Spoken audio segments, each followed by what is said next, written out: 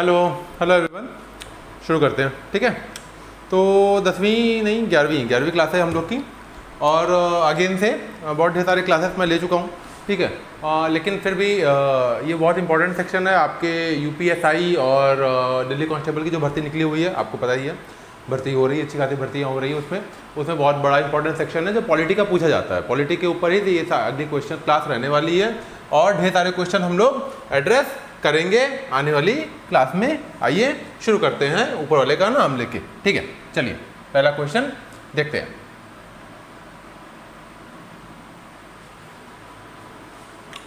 ठीक है, चलो। भारतीय संविधान की 7वीं अनुसूची के अनुसार संपत्ति का अधिग्रहण और अधियायन का विषय में शामिल है। किस विषय में शामिल है? कौन सा? संपत्ति का अधिकार, संपत्ति अधिग्रहण का अधिकार। ठीक है, तो संपत्ति अधिग्रहण का अधिकार देखिए, जैसे आपको मतलब इससे पहले क्लास में बता चुका हूं, फिर से लेकिन थोड़ा थोड़ा बताता चलूंगा। 7वीं अनुसूची है। 7वीं अनुसूची में 3 लिस्ट होती हैं। एक होती है यूनियन, इसको कहते हैं केंद्र। एक दूसरी होती है स्टेट लिस्ट, इसको कहते हैं राज्य सूची, और तीसरी होती है कॉन्करेंट लिस्ट। इसके ऊपर की कहानी कॉन्करेंट लिस्ट को कहते हैं समवर्ती सूची। ठीक है, 3 तरीके की सूचियां होती हैं 7वें शेड्यूल में। उसके पीछे की कहानी ये है कि हर वो सूची जिसपे केंद्र सरकार सिर्फ कानून बना सकती है, वो मतलब जितने पॉइंट है जिसपे सिर्फ केंद्र सरकार कानून बना सकती है, वो इसमें केंद्र की सूची में लिखे हुए हैं। ऐसे पॉइंट जिसपे सिर्फ राज्य की सरकार कानून बना सकती है, वो राज्य की सूची में लिखे हुए हैं। और जिसपे यूनियन और स्टेट यानी आपकी केंद्र और राज्य, मोदी जी और योगी जी दोनों जिसपे कानून बना सकते हैं, वो आपका कॉन्करेंट लिस्ट या समवर्ती सूची में लिखा हुआ है। तो पॉइंट क्या है कि संपत्ति का अधिग्रहण और अधियाचन, संपत्ति का अधिग्रहण और अधियाचन, तो जो आपके संविधान में लिखा हुआ है वो मैंने डायरेक्ट कॉपी पेस्ट कर दिया है। ठीक है, जो आपका कॉन्करेंट लिस्ट है, कॉन्करेंट लिस्ट की 42वीं एंट्री जो है, कॉन्करेंट समवर्ती सूची की जो 42वां जो पॉइंट है, वो acquisition and requisition of the property, यानी कि ये कॉन्करेंट लिस्ट का हिस्सा आपका है। ये जो आपका ये है ना, ये केंद्र सरकार के अंडर में आता है, ना ये राज्य सरकार के अंडर में आता है, संघ सूची में नहीं, ये आता है समवर्ती सूची में। जमीन लेने देने का जो मामला है वो समवर्ती सूची में आ रहा है। राइट टू प्रॉपर्टी है, तो जमींदार लोग बहुत सैकड़ों हजारों बीघा खेत लिए बैठे हुए थे। ठीक है, तो अब गरीबों के पास खेत नहीं। जब आज़ादी हुई थी, आज़ादी हमको मिली थी, अर्जित हुई थी, तो क्या मामला था, कई जगहों पे जमींदारी प्रथा चल रही थी। जमींदार लोग बहुत बड़े बड़े खेत का हिस्सा लेके बैठे हुए थे, और गरीब लोगों के पास खेत था नहीं। तो सरकार ने क्या सोचा कि ऐसा है कि इनकी ज़मीन वगैरह को लेके थोड़ा थोड़ा इनको दे देते हैं, बाकी जो ज़मीन है वो गरीबों में बांट दिया जाएगा इस तरीके से। ठीक है, तो इसको कहते हैं कि रीसेटलमेंट। ठीक है, उनका जो ज़मीन है। लेकिन क्या हो गया कि जब सरकार ने कहा कि जमींदारों को, अमीर लोगों को, कि भैया अपनी ज़मीन जो का हम अधिग्रहण करेंगे और गरीबों में बांट देंगे, तो ये लोग ने क्या किया, ये लोग पहुंच गए सुप्रीम कोर्ट। इन लोगों ने कहा कि भैया देखो, ऐसा है कि हमारे पास तो ज़मीन का अधिकार है, राइट टू प्रॉपर्टी है, आर्टिकल 31 में। ठीक है, आर्टिकल 31 में हमारा राइट टू प्रॉपर्टी है, तो आप ज़मीन अमीन हमसे नहीं ले सकते हो, फालतू की बकवास मत करो। ठीक है, तो सुप्रीम कोर्ट ने कहा कि देखो, बात तो इन लोग सही कह रहे हैं, क्योंकि आपने तो संविधान में अधिकार दे दिया है।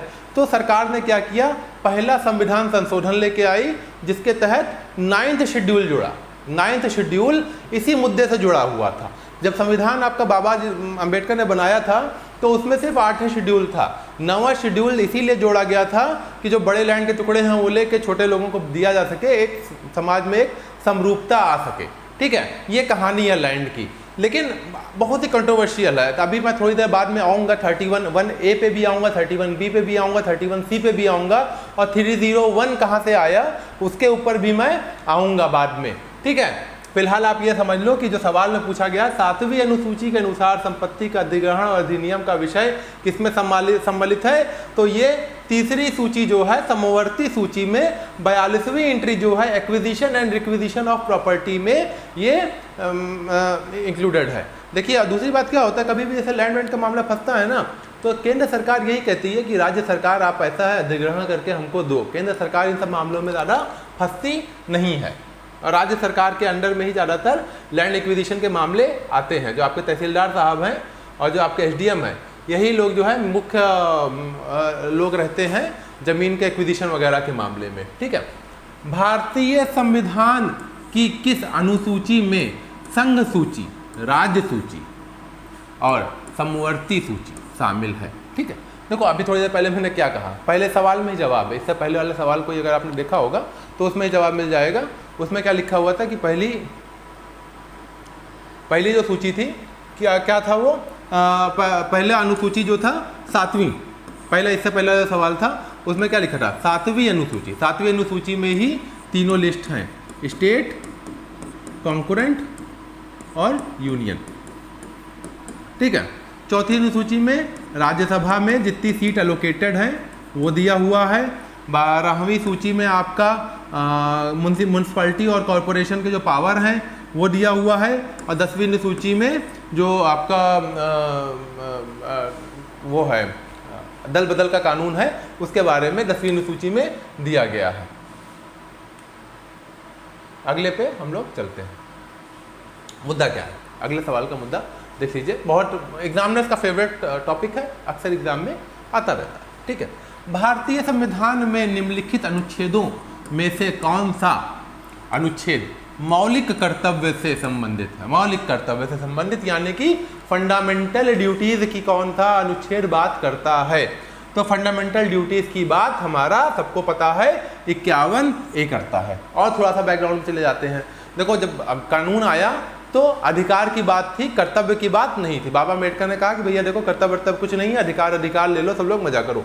ठीक है, लेकिन जब इंदिरा गांधी आई तो उन्होंने कहा देखो ऐसा काम नहीं चल पाएगा, आप लोग का अधिकार है तो कर्तव्य भी होना चाहिए। ठीक है, अधिकार के साथ कर्तव्य होना जरूरी है। तो इन्होंने क्या किया, स्वर्ण सिंह को बुलाया और एक कमेटी बना दी कि भैया ऐसा देखो बैठ जाओ और बता दो कि क्या क्या कर्तव्य होने चाहिए नागरिकों के। तो उन्होंने कर्तव्य क्या एक कमेटी बनी और उसके तहत उन्होंने जो है रिकमेंडेशन दिया, उसके तहत संविधान संशोधन हुआ और 11 ड्यूटीज जो है, ड्यूटीज नहीं ड्यूटीज 11 फंडामेंटल ड्यूटी आपके संविधान में आप पे लाद दी गई। ठीक है, अंग्रेजी में लिखा हुआ है, हिंदी जो है मैं थोड़ा थोड़ा करके बता दूंगा। बहुत छोटा फॉन्ट में था, कुछ ज़्यादा मतलब नहीं है। देखो ड्यूटी वगैरह तो आपने पढ़ा ही होगा। ठीक है, मोटा मोटी बता देते हैं। देखो मोटी बहुत मतलब क्रिटिसिज्म क्या है ड्यूटीज़ का ये आप समझ लो। क्रिटिसिज्म क्या है, प्रॉब्लम ड्यूटीज़ की क्या है कि कुछ बहुत कॉन्क्रीट वे में नहीं लिखा हुआ है। क्या कहा है ड्यूटीज़ में, cherish and follow the noble idea. आप ऐसे आइडिया को जो है जो नेशनल स्ट्रगल के फ्रीडम के बारे में जो आइडियाज़ थे आपके, उनको चेरिश कीजिए, उनको प्रमोट कीजिए, प्रोपोगेट कीजिए। मतलब कुछ कॉन्क्रीट नहीं। जैसे कि जो एक बहुत इंपॉर्टेंट ड्यूटी हो सकती थी टैक्स देने की ड्यूटी। ठीक है, कोई ऐसी तरीके की ड्यूटी इसमें शामिल नहीं की गई कि भैया देखो हर नागरिक जो कमा रहा है वो टैक्स देगा, ऐसा कुछ नहीं शामिल किया गया। जबकि स्वर्ण सिंह ने जो कमेटी बनाई थी उन्होंने बोला था कि टैक्स देने की ड्यूटी को शामिल कीजिए आप, लेकिन इंदिरा गांधी जी ने शामिल नहीं किया था। उसके अलावा जो एक बहुत इंपॉर्टेंट ड्यूटी है आपकी चुनाव देना, चुनाव में वोट देना। चुनाव देना क्या, चुनाव तो लड़ते हैं नेता लोग, चुनाव में वोट देना, चुनाव में वोट देने की ड्यूटी को इसमें शामिल नहीं किया गया। ठीक है, तो बहुत ढेर सारी चीज़ें जिसको शामिल करना चाहिए नहीं किया गया और जो भी है। ठीक है, तो 51A जो है शामिल कर दिया गया आपका अनुच्छेद ये जो जिसमें फंडामेंटल ड्यूटीज़ के बारे में है। इसमें आप इनका नाम याद रखिए सज्जन का, स्वर्ण सिंह कमेटी, स्वर्ण सिंह कमेटी। ठीक है, ये इंपॉर्टेंट है। ठीक है, इनकी इस कमेटी के रिकमेंडेशन पे ही फंडामेंटल ड्यूटीज़ को संविधान में शामिल किया गया था। ठीक है, इससे पहले संविधान में शामिल नहीं थी। 51A नाम का कोई भी आर्टिकल नहीं था। एक और आर्टिकल है बहुत इंपॉर्टेंट, 51।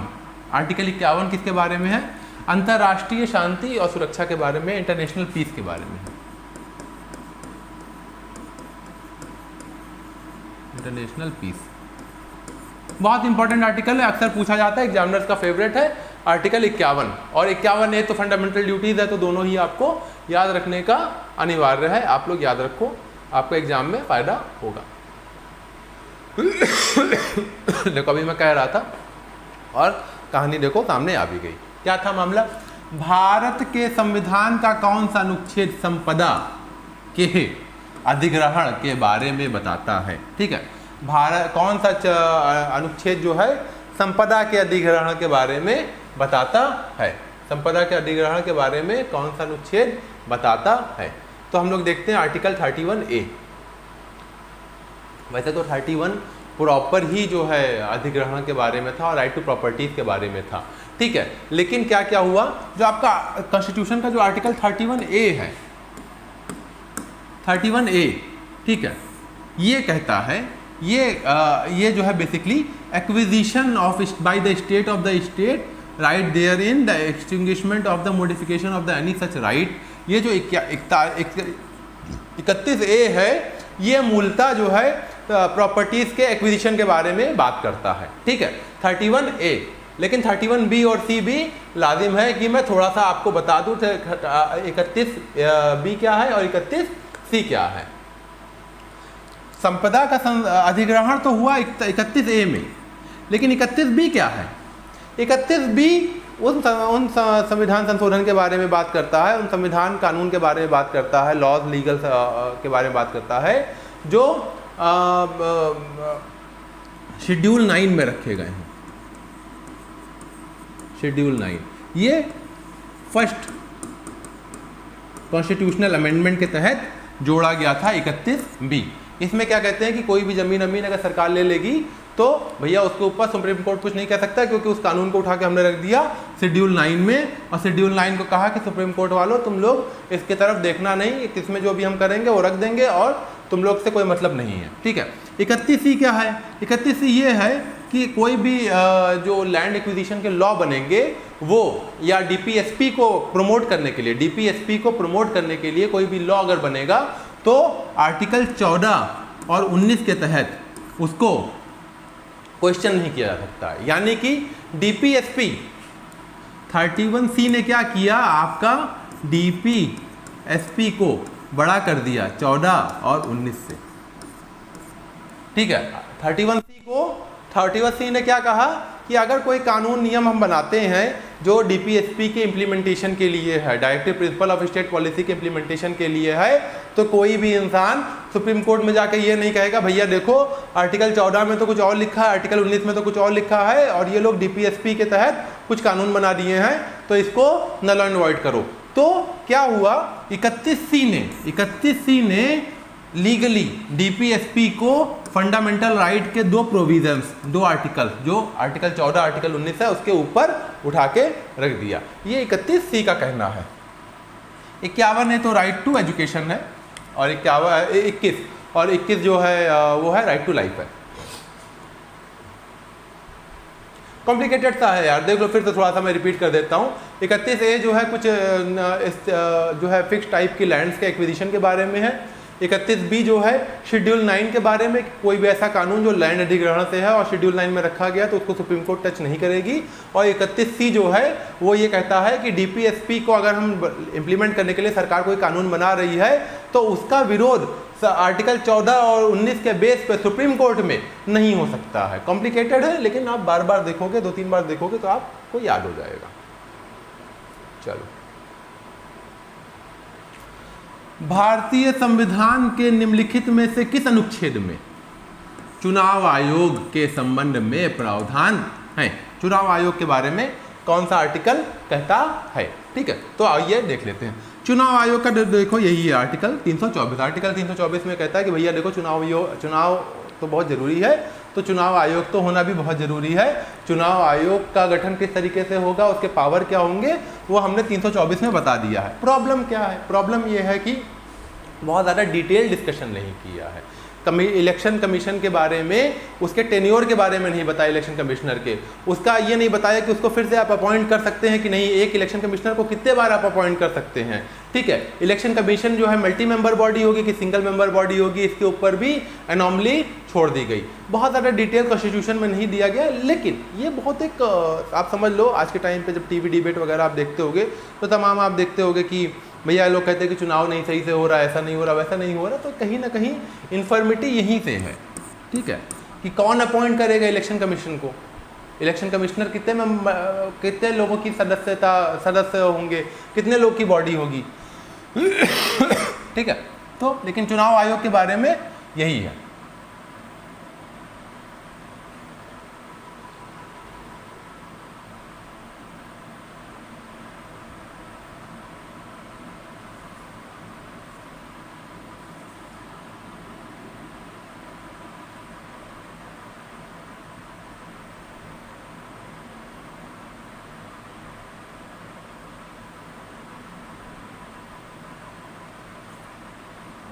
चलिए आगे देखते हैं, ठीक है। 299 में क्या है कि जितने भी आपके कॉन्ट्रैक्ट्स वगैरह होंगे वो प्रेसिडेंट के नाम पे बनाए जाएंगे, प्रेसिडेंट के नाम पे किए जाएंगे, ठीक है।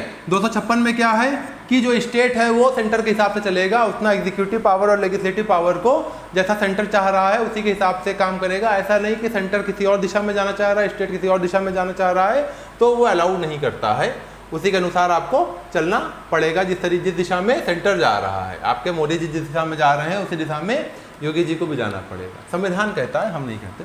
निम्नलिखित में से कौन सी भाषा भारतीय संविधान की 8वीं अनुसूची में सूचीबद्ध नहीं है? देखो संविधान में अलग अलग सूचियां हैं, पहले मैं बता चुका हूँ, उसमें 8वीं अनुसूची जो है वो किसके बारे में है? भाषा के बारे में है। कितनी भाषाएं हैं? 24 भाषा, ठीक है। शेड्यूल्ड लैंग्वेज इनको कहते हैं, इनको 24 भाषाओं को क्या कहते हैं? शेड्यूल्ड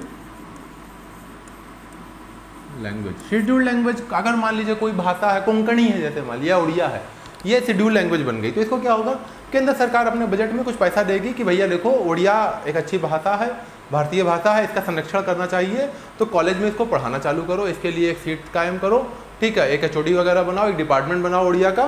तो इस तरीके से क्या होता है कि वो भाषा मरती नहीं, वो भाषा जिंदा रहती है, उसको संरक्षण मिलता रहता है। पर्पज़ ये था कि जो शेड्यूल 8 में जो भाषाएं डाली गई हैं, तो ऐसी देखो भारत तो तमाम भाषाओं का प्रदेश है, ठीक है, लेकिन कुछ भाषाएं जो है हमारे कल्चर से बहुत करीब है और बहुत ही इनरिच्ड भाषा है, लेकिन आने वाले समय में वो धीरे धीरे खत्म होती जा रही हैं, कम होती जा रही हैं।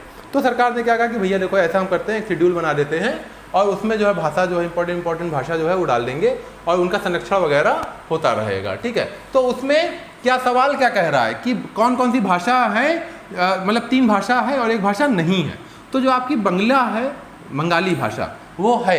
अच्छा, बंगला भाषा के बारे में एक और मैं खास बात बता दूं कि पूरे भारत में पहले नंबर पर तो देखो सबसे ज़्यादा हिंदी बोली जाती है, लेकिन हिंदी के बाद अगर कोई भाषा सबसे ज़्यादा बोली जाती है तो वो आपकी बंगला भाषा है। अगर कोई पूछे भारत की दूसरी सबसे ज़्यादा बोली जाने वाली भाषा कौन सी है तो बंगला भाषा है, ठीक है। उड़िया को भी संरक्षण प्राप्त है, कोंकणी को भी संरक्षण प्राप्त है। कोंकणी जो है वही गोवा के आसपास का जो एरिया है उसको कोंकण कहते हैं, ठीक है। लेकिन जो तुलु भाषा है ना, तुलु कन्नड़ की तरफ की जो है, ये साउथ इंडिया के भाग में जो संस्कृत वगैरह को जो लिखते थे उसकी जो लिपि थी उसको तुलु कहते थे। तो इसका जो है कहते इसकी मांग होती रही कर्नाटक से कि भैया इसको भी 8वीं शेड्यूल में डाल दो ताकि हमारी भाषा का भी संरक्षण होता रहे, इनको भी पैसा ऐसा मिलता रहे और कॉलेज में पढ़ाई होती रहे इसके बारे में, लेकिन अभी तक ऐसा कुछ हुआ नहीं है। तो तुलु भाषा नहीं है, बाकी जो आपकी उड़िया, बंगाली और कोंकणी है ये 8वीं शेड्यूल का हिस्सा है, ठीक है। अगला हम लोग देखते हैं, भारतीय संविधान का निम्नलिखित में से कौन सा अनुच्छेद वार्षिक वित्तीय विवरण, वार्षिक वित्तीय विवरण का मतलब होता है एनुअल फाइनेंशियल स्टेटमेंट, इंग्लिश में एनुअल फाइनेंशियल स्टेटमेंट कहते हैं, हिंदी में वार्षिक वित्तीय विवरण कहते हैं, और आम भाषा देसी भाषा में इसको कहते हैं बजट। बजट वही जो न्यूज़पेपर वाले हो हल्ला मचाते रहते हैं कि भैया बजट आ गया और होता हुआ था कुछ है नहीं, ठीक है। आम आदमी और आम आदमी को घंटा किसी से कोई मतलब नहीं है, कोई फायदा नहीं पहुंचा नहीं। चलो, तो सवाल क्या है, भारतीय संविधान का निम्नलिखित में से कौन सा अनुच्छेद वार्षिक वित्तीय विवरण से संबंधित है। ठीक है, तो आपका अनुच्छेद 112 जो है, 112 जो अनुच्छेद है वो ये कहता है कि बजट जो है रखे सरकार, सालाना बजट रखे और जिसका नाम होगा वार्षिक वित्तीय विवरण। ठीक है, आर्टिकल 74 जो है आपका आर्टिकल 74 क्या है? आर्टिकल 74 कहता है कि काउंसिल होंगे मिनिस्टर की। ठीक है, वो राष्ट्रपति को जो है सलाह मशवरा करेगी और राष्ट्रपति उसी हिसाब से काम करेगा। ठीक है, आर्टिकल 108 क्या है? आर्टिकल 108 क्या है कि स्पीकर साहब जो बैठेंगे वो अपने हिसाब से जॉइंट, अगर मान लो कोई जॉइंट सेशन होता है, जॉइंट सिटिंग अगर हो जाएगी, ठीक है, अगर पार्लियामेंट में कि जॉइंट सिटिंग अगर हो जाएगी, joint sitting of the parliament is called by president. President क्या कहता है कि राज्यसभा लोकसभा वालों सब लोग आ जाओ, साथ में बैठते हैं, तो उसकी अध्यक्षता कौन करेगा? उसकी अध्यक्षता लोकसभा का स्पीकर करेगा। ऐसा नहीं है राज्यसभा का स्पीकर करने लगे, नहीं भैया ऐसा है तुम हटो हम करेंगे, ऐसा नहीं है। अगर सब लोग साथ बैठ रहे हैं राज्यसभा लोकसभा, तो उसकी जो अध्यक्षता है वो कौन करेगा? वो लोकसभा का स्पीकर करेगा, राज्यसभा वाला आदमी नहीं करेगा। 129 क्या है? 129 क्या? सुप्रीम कोर्ट के जो है कोर्ट ऑफ रिकॉर्ड रहेगी। कोर्ट ऑफ रिकॉर्ड का मतलब क्या होता है कि सुप्रीम कोर्ट जो भी बात बोलती है उसको रिकॉर्ड कर लिया जाता है और एज अ रेफरेंस उसका इस्तेमाल भविष्य में छोटी मोटी कोर्ट, मतलब जो देसी जो डिस्ट्रिक्ट कोर्ट है या जो स्टेट की कोर्ट है वो करती है। ठीक है, देसी भाषा में देसी कोर्ट। एनीवे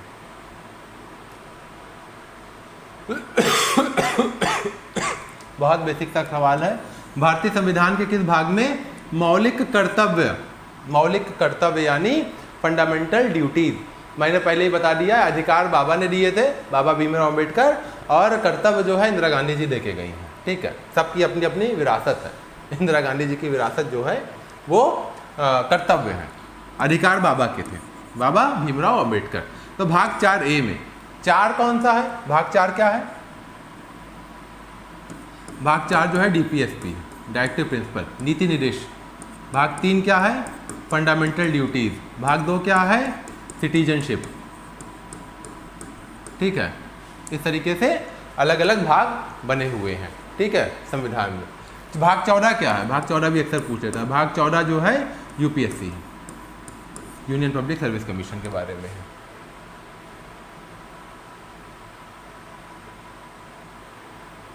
अच्छा सवाल है, इस बारे में मैं पहले भी चर्चा कर चुका हूँ, लेकिन फिर से सवाल आ गया तो थोड़ा और जो है एलाबोरेट डिस्कशन इस विषय में हो जाए। ठीक है, क्या है?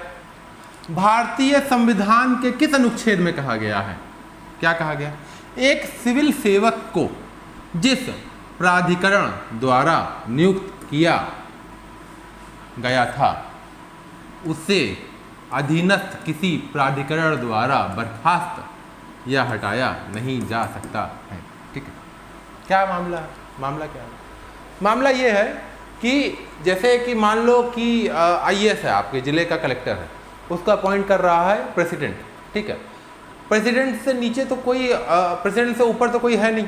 ठीक है, प्रेसिडेंट से ऊपर तो कोई है नहीं, तो ये कह रहे हैं कि जो सी पोस्ट आपको अपॉइंट करेगी, कलेक्टर मान लो कल आपको बनकर आपको राष्ट्रपति ने नियुक्त कर दिया, तो राष्ट्रपति से ऊपर ही कोई आदमी होगा वही आपको हटा सकता है, अदरवाइज आपको हटाया नहीं जा सकता है।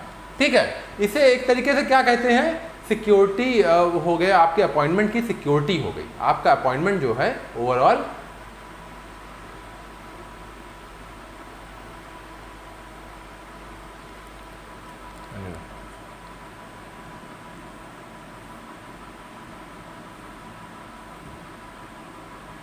आपका अपॉइंटमेंट ओवरऑल क्या हो गया?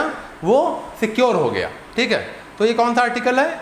कौन सा आर्टिकल है ये है आर्टिकल 311। आर्टिकल 311 कहता है कि भैया देखो फिक्स है तुम्हारा काम। ठीक है, रहोगे, काम करोगे और कोई हटा नहीं सकता है। ठीक है, इस तरीके से हिसाब किताब है। अगला सवाल देखते हैं। आइए, इंटरेस्टिंग सवाल है, बड़ा अच्छा, इससे जो जुड़ी हुई कहानी है वो भी मैं बताता चलूँगा साथ में। आइए देखते हैं। देखिए, सारे सवाल जितने भी मैं करवा रहा हूँ ना, ये ऐसे कोई फर्जी सवाल नहीं है। ये UPSI का जो इससे पहले वाली परीक्षा हुई है 2021 में, ये सब पूछा गया है। ठीक है, तो ऐसा नहीं कि कहीं भी से सवाल उठा के ले आए हैं, कहीं से भी सवाल उठा के ले आए हैं कोई भी किताब से और कराए दे रहे हैं।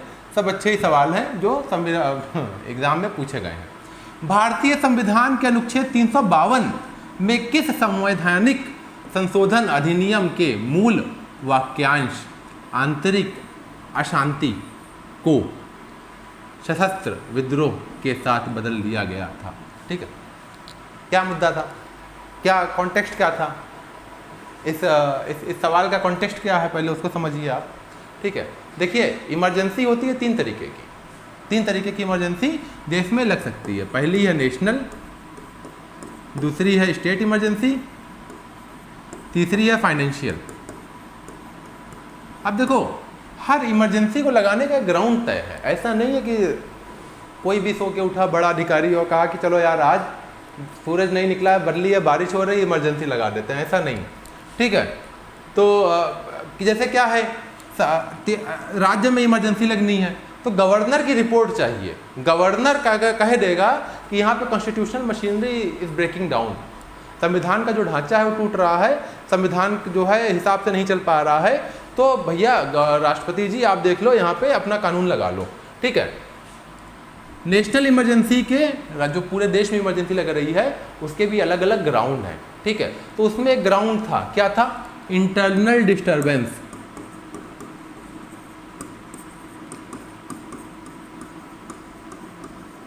इंटरनल डिस्टर्बेंस जिसको कहते हैं हिंदी में आंतरिक अशांति। अब देखो बात क्या है कि इंटरनल डिस्टर्बेंस का कुछ मतलब क्लियर नहीं होता है, अंदर में कुछ गड़बड़ है। आंतरिक अशांति क्लियर नहीं हो रहा है कि इसका मतलब क्या है। इंदिरा गांधी जी का जब चुनाव का जो निर्णय था, इलाहाबाद हाई कोर्ट ने इनको डिस्क्वालीफाई किया और ये बहुत ही मतलब पॉलिटिकल राइवलरी से घिरी हुई थी, तो इन्होंने कहा कि देखो कुछ काम नहीं कर रहा है, ऐसा है। इस वाक्य का इस्तेमाल करते हैं आंतरिक अशांति का, और ऐसा करते हैं कि पूरे देश में इमरजेंसी लगा देते हैं, नेशनल इमरजेंसी लगा देते हैं। ठीक है, तो इन्होंने आंतरिक अशांति ये जो टर्म है 352 आर्टिकल में लिखा हुआ है, इसका इस्तेमाल करके पूरे देश में इमरजेंसी लगा दी। ठीक है, चलो ठीक है, इमरजेंसी लगी रही, लेकिन इसी इमरजेंसी खत्म भी हुई। ठीक है, इमरजेंसी के बाद इंदिरा गांधी हारी भी और दूसरी सरकार बनी। जो दूसरी सरकार बनी, मोरारजी देसाई आई गए, ही केम टू पावर।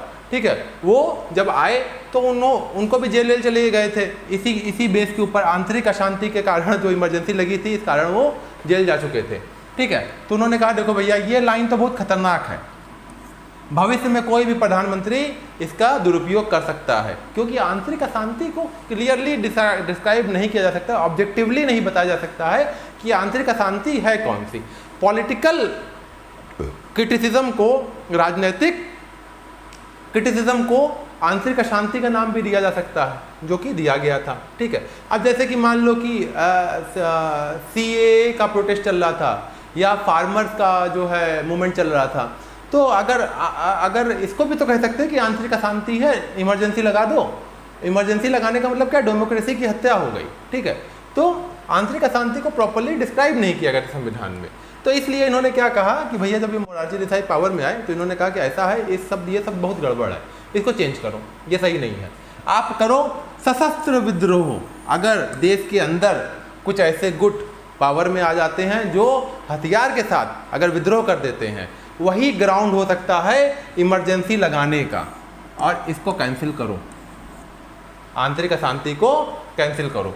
तो ये जो है सन 78 में 44वां संविधान संशोधन नियम के तहत इम्प्लीमेंट हुआ। जब हुआ, इसका बैकड्रॉप ये था कि इंदिरा गांधी जी ने 75 की जो इमरजेंसी लगी थी उसमें इस वाक्य का दुरुपयोग करके इमरजेंसी लगाई थी, क्योंकि आंतरिक अशांति को ऑब्जेक्टिवली डिस्क्राइब नहीं किया जा सकता कि आंतरिक अशांति कहते किसको है। ठीक है, तो जब ये लोग पावर में आए तो इन्होंने 44वां संविधान संशोधन लेके आए, इन्होंने कहा आंतरिक अशांति को हटा दो और सशस्त्र विद्रोह को जो है नाम इसके जगह पे लिखा जाए। तो ये कहानी थी इस सवाल की। चलो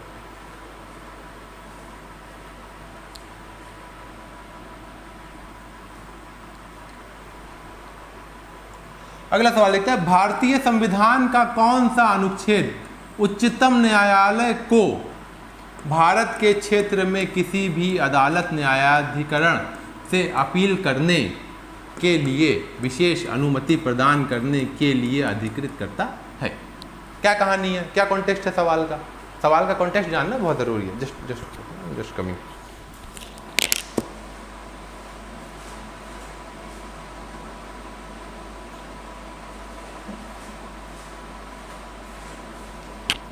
क्षमा कीजिएगा, नहीं जाते तो हमारा लैपटॉप बंद हो जाता, फिर स्ट्रीमिंग बंद हो जाती।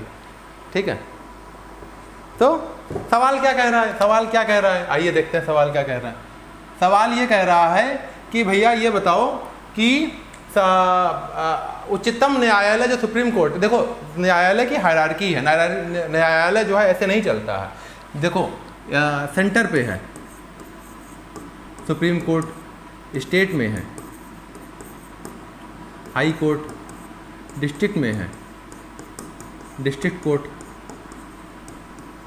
तो सबसे पहले आप कहाँ जाओगे? डिस्ट्रिक्ट कोर्ट में तो जाओगे, कुछ गड़बड़ होता है।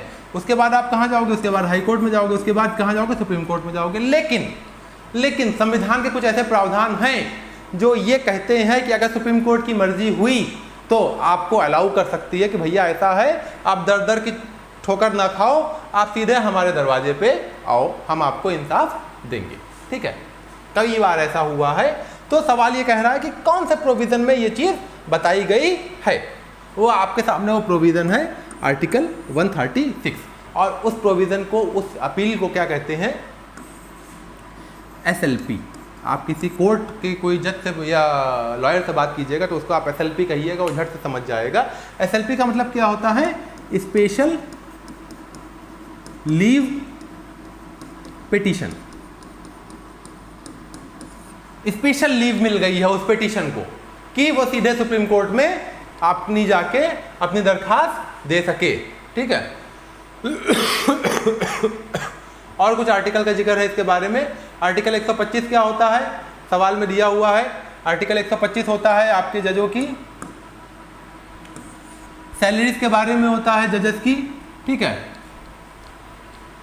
और 249 और 50 जो है वो ये कहता है कि जो राज्य सरकार है वो अपने कानून का बनाने का जो अधिकार है, 251 जो है, राज्य सरकार जो है अपने कानून बनाने के अधिकार को इस तरीके से प्रयोग करेंगी कि वो केंद्र सरकार के रास्ते में ना आए।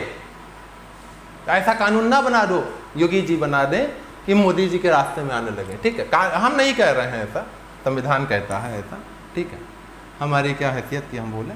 ठीक है, संविधान कह रहा है तो हम लोग उसी का बोल देते हैं। ठीक है, वर्तमान में कितने भारतीय राज्यों में 5वीं अनुसूची के क्षेत्र हैं? ठीक है, तो पहले तो समझ लो 5वीं अनुसूची है क्या। 5वीं और 6वीं दो अनुसूचियां आपके संविधान में लगी हुई हैं, इंपॉर्टेंट हैं, और ये दोनों administration of tribal area, tribal area के बारे में 5वीं और 6वीं सूची लगी हुई है। क्या मामला है कि जो आदिवासी लोग हैं उनका हिसाब किताब थोड़ा हम लोग से अलग रहता है, उनका राजकाज अलग रहता है, उनके ट्राइबल चीफ रहते हैं। अब भैया ट्राइबल लोग बैठे हुए, अब वहाँ पे कलेक्टर जाके बोलेगा कि ऐसा है कि तुम्हारा मुखिया कुछ नहीं है, जो है हम हैं, तो मार के भगा दिया जाएगा कलेक्टर। ठीक है, तो वहाँ पे क्या है कि वहाँ पे कमेटीज़ वगैरह बनाई जाती हैं। ठीक है, क्योंकि उन लोग का अलग ही दुनिया है, अपने हिसाब से उन लोग का सिस्टम चल रहा है। ऐसा मतलब क्या है कि समाज में पूरी तरीके से समाहित ट्राइबल्स कई जगह पे नहीं हुए हैं, कई जगहों पे पिछड़ा जो इलाके हैं, तो उन जगह के एडमिनिस्ट्रेशन के लिए विशेष प्रावधान संविधान में जो दिया गया है वो है आर्टिकल शेड्यूल 5 और शेड्यूल 6 में दिया गया है। शेड्यूल 5 में टोटल 10 राज्यों के बारे के जो शेड्यूल का ट्राइब्स हैं उनके बारे में बात की गई है। कौन कौन से राज्य हैं आपके, वो मैं आपको बता देता हूँ। वो आपके राज्य हैं, अगर आप कॉपी पेन कोई के पास हो तो आप नोट भी कर सकते हो, वैसे बहुत ज़्यादा ज़रूरी तो नहीं, 10 याद रखोगे तो काम चल जाएगा। ठीक है, हिमाचल, झारखंड, मध्य प्रदेश, महाराष्ट्र, उड़ीसा, राजस्थान, तेलंगाना है 5th schedule area to be the state wise, और बाकी टोटल 10 स्टेट है। यहाँ पे कुछ स्टेट का नाम दिए गए हैं। ठीक है, बाकी तो मेरे को भी नहीं याद है, आप भी नहीं याद करो, याद करने की ज़रूरत भी नहीं है बहुत ज़्यादा। ठीक है, और जो शेड्यूल 6 है, शेड्यूल 6 में टोटल 4 राज्यों के बारे में बात किया गया है। कौन कौन से राज्य हैं? ATMM, शेड्यूल 6 में ATMM, आसाम, त्रिपुरा, मेघालय और मिजोरम। असम, त्रिपुरा, मेघालय और मिजोरम, ये राज्य की बात जो है शेड्यूल 6 में हुई है।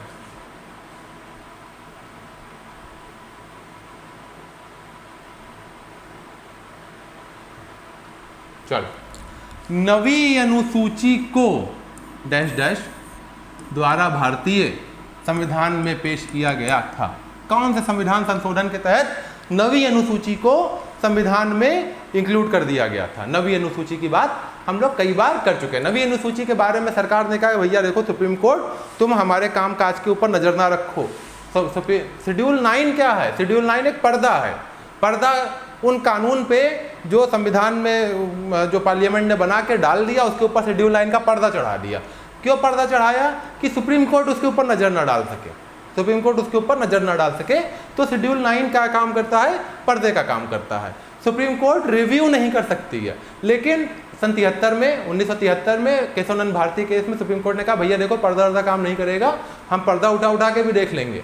ठीक है, क्योंकि जुडिशियल रिव्यू जो है, judicial review supreme court constitution का बेसिक स्ट्रक्चर है।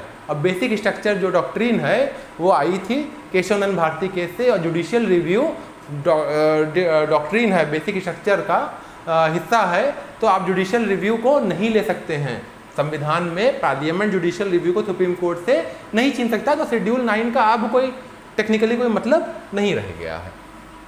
लेकिन कहानी आपको मैंने बता दी कि जो शेड्यूल 9 था वो एक पर्दे का काम करता था। पहले संविधान संशोधन के तहत इसको जोड़ा गया था, संविधान का हिस्सा बनाया गया था। ठीक है, चलिए आज की क्लास को यहीं पे समाप्त करते हैं। मेरे ख्याल से ठीक ठाक लंबी क्लास रही। अच्छे कॉन्सेप्ट हम लोग, देखो यार भागने की ज़रूरत नहीं है। अगर आप एक सवाल के माध्यम को, एक सवाल को बेस बना के उससे जुड़े हुए सारे डायमेंशन सीख लो, तो टोटल 1000 या 2000 सवाल अगर आप लगा लीजिएगा, 2000 सवाल लगा लीजिएगा, तो काफ़ी हद तक आपका सिलेबस कंप्लीट हो जाएगा।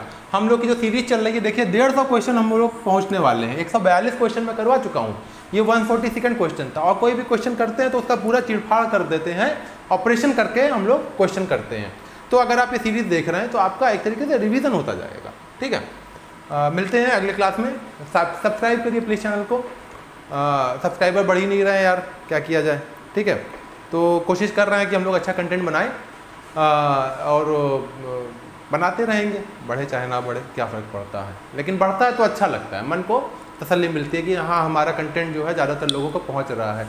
अच्छा नहीं बढ़ता तो एक और इसमें और अंदर से आता है कि कुछ और अच्छा बनाने की कोशिश किया जाए। तो वो इच्छा हमेशा ऊपर वाला करे कि कायम रहे, और आपके लिए अच्छे से अच्छा कंटेंट बना के हम लोग लाने की कोशिश करते रहें। हम लोग में टोटल हमारी दो लोग हैं, हम लोग 2 टीम के 2 सदस्य हैं। हम हैं, एक हमारे साथ एक और हैं, 2 ही लोग हैं हम लोग जो इस पूरे अनबोर्डिंग को रन कर रहे हैं। ठीक है, चलिए मिलते हैं कल की क्लास में, उसमें हम लोग फिर इसके आगे का सिस्टम देखेंगे। Thank you so much.